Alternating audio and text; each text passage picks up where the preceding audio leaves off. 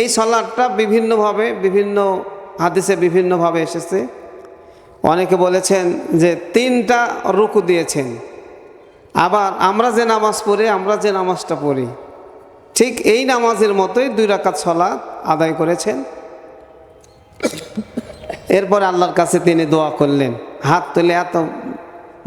তুলে এত বেশি দোয়া করলেন, হাত উঠাতে উঠাতে এত দ্রুত হাত উঠাইছে এত উপরে যে তার বগলের যে লোম আছে এটা দেখা যাচ্ছিল। আল্লাহর কাছে দোয়া করছেন, দোয়া করতে করতে দোয়া করা অবস্থায় আল্লাহ তাআলা যেখানে একেবারে এই রকম আসমান ছিল সঙ্গে সঙ্গে মেঘের ব্যবস্থা হয়ে গেল এবং বৃষ্টি শুরু হয়ে গেল। এবং এই বৃষ্টিটা এত বেশি বৃষ্টি শুরু হয়ে গেল যে মনে হচ্ছিল যেন বন্যা হয়ে গেছে, মানে বাড়ি তার ফিরে